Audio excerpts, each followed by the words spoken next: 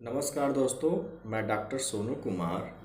अब तक पूरे विश्व में जो केसेज हैं बहुत तेज़ी से बढ़ते हुए 36,80,000 लगभग केस पहुंच चुके हैं।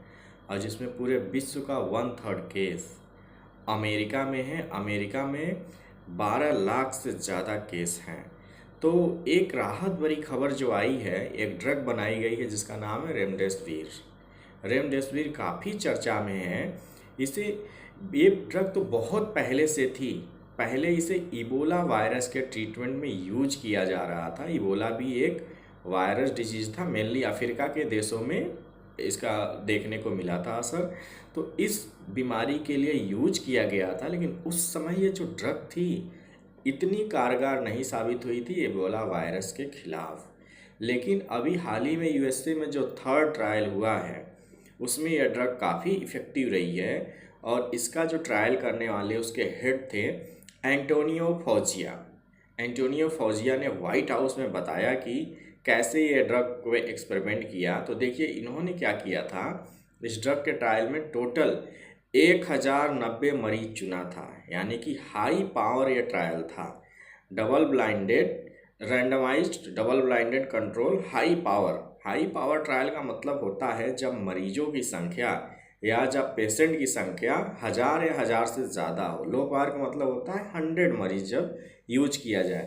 तो इन्होंने 1090 मरीज यूज किया और उसे दो कैटेगरी में बांट दिया था।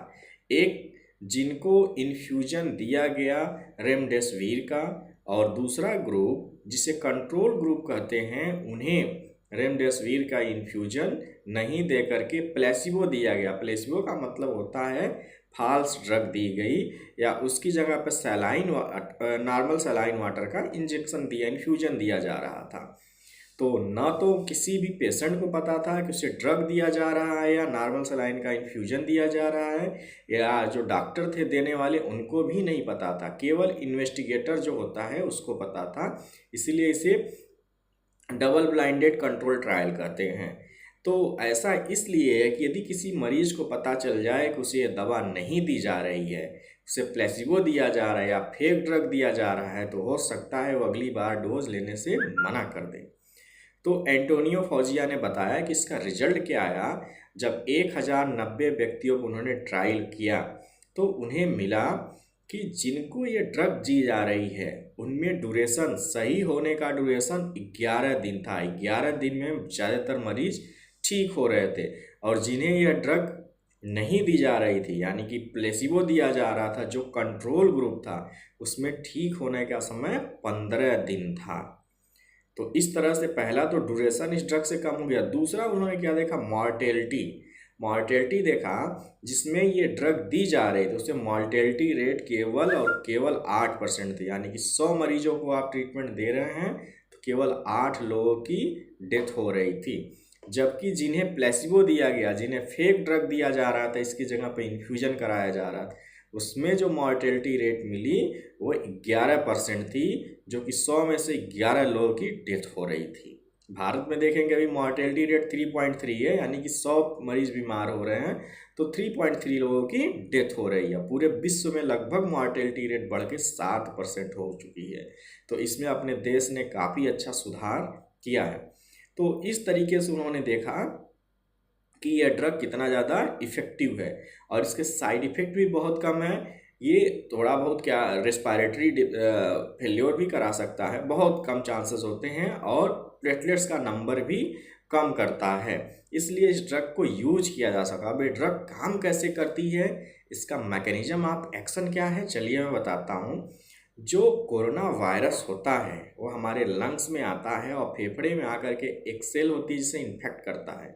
उस सेल का नाम होता है टाइप 2 न्यूमोसाइट्स, और वो सेल फेफड़े में सर्फेक्टेंट बनाती है। सर्फेक्टेंट एक ऐसा सब्सटेंस है जिसकी वजह से हमारे फेफड़े की वायु क्यूबिकाएँ आपस में नहीं चिपकती हैं। लेकिन जैसे ही सर्फेक्टेंट की कमी हो जाएगी, वायु क्यूबिकाएँ एल्वियोलाई आपस में चिपक जाएंगी और हम रेस्पिरेटरी फेल्योर में चले जाते हैं। तो ये ड्रग क्या करता है, जब वायरस आकर के टाइप 2 न्यूमोसाइट सेल को इन्फेक्ट करके उसके अंदर प्रवेश करता है, उसका आरएनए जाता है। अब आरएनए से अपनी डबल कॉपी बनाने के लिए जब उस पर पॉलीमरेज काम करता है आरएनए पे रिवर्स ट्रांसक्रिप्टेज एंजाइम होता है, उससे डीएनए बनता है, फिर डीएनए पे पॉलीमरेज काम करता है बहुत सारी कॉपी बनाने के लिए। तो उस पॉलीमरेज को यह ड्रग इनहिबिट कर देती है। पॉलीमरेज एंजाइम को इनहिबिट करेगी तो आरएनए इसकी कॉपी और आरएनए नहीं बन पाएगा, तो वायरस जो है मल्टीप्लिकेशन नहीं कर पाएगा, अकेले रहेगा, वहीं पर उसकी क्या हो जाएगी, डेथ हो जाएगी। तो ये पॉलीमरेज एंजाइम को रोक करके ये ड्रग वर्क कर रही है। क्योंकि ये टाइप 2 न्यूमोसाइट्स के अंदर जा कर के वर्क करती है तो उनको भी डैमेज कर देती है, जिसकी वजह से सर्फेक्टेंट की मात्रा कम हो जाती है। जब बॉडी में सर्फेक्टेंट नहीं रहेगा तो क्या होगा आप बता सकते हैं? सिंपली जब सर्फेक्टेंट नहीं है तो लंग्स की एल्वेओलाई कोलैप्स करेंगे, इसलिए कभी कभार रेस्पिरेटरी डिप्रेशन या रेस्पिरेटरी फेल्योर करा सकता है। तो इस तरह से इस ड्रग का ट्रायल किया और अमेरिका की जो FDA है यानी कि फूड ड्रग एडमिनिस्ट्रेशन ने इसे इमरजेंसी केस में यूज करने की अनुमति दे दी है। तब बड़े लेवल पे ये ट्रायल किया जाएगा। और अभी कल ही डॉक्टर हर्षवर्धन ने बताया कि वहाँ की जो कंपनी है जिसने इस ड्रग को बनाया उस कंपनी से बात चल रही है। दियो फार्मा कंपनी जिसने पेटेंट कराया है, गिडियल नाम है उसका, यदि उसने अनुमति दे दिया तो भारत में बड़े लेवल पर बनाया जा सकता है, क्योंकि यहाँ पर बहुत सारी कंपनियां हैं। और इसका केएसएम जो होता है बेसिक मटेरियल, वो हैदराबाद में एक टेक्नोलॉजी का कॉलेज है जो उसका नाम है IICT, Indian institute of chemical technology, उसने इसका केएसएम या बेसिक पदार्थ तैयार भी कर लिया है। तो ये तो रही भारत की खबर, हम लोग कितनी प्रोग्रेस इसमें कर रहे हैं, लेकिन अभी अनुमति मिलने का इंतजार किया जा रहा है। WHO ने जो सॉलिडेरिटी बनाई है, एक्सपेरिमेंटल ट्रायल बनाया है, उसमें हमारे देश का भी नाम है। आप कहीं भी गूगल करके पढ़ सकते हैं। तो हो सकता है हमें भी ये परमिशन मिल जाए इसका एक्सपेरिमेंट करने का। तो ड्रग बहुत ही अच्छी है, बस साइड इफ़ेक्ट भी काफ़ी कम है, लेकिन ट्रायल और लंबे लेवल पे होना चाहिए, जो कि अमेरिका में हो रहा है, और लोगों को भी इन्वॉल्व होना चाहिए। इससे पहले एक्सपेरिमेंट चाइना में हुआ था, लेकिन लो पावर एक्सपेरिमेंट था, उसमें बहुत कम लोगों ने पार्टिसिपेट किया था। तो उसमें कुछ लोगों को साइड इफ़ेक्ट मिलने लगे, जिसकी वजह से लैंसेट ने इसे इनइफेक्टिव घोषित कर दिया था। बट उस समय चाइना में केस भी कम होने लगे थे, तमाम चीज़ें थी, लेकिन आज की परिस्थितियाँ अलग हैं। हो सकता है आज की परिस्थितियों में ड्रग बहुत अच्छा काम करे।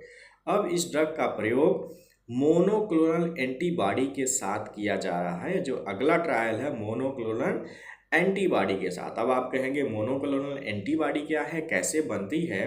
तो देखिए, मोनोक्लोनल एंटीबॉडी की खोज कोहलर ने की थी।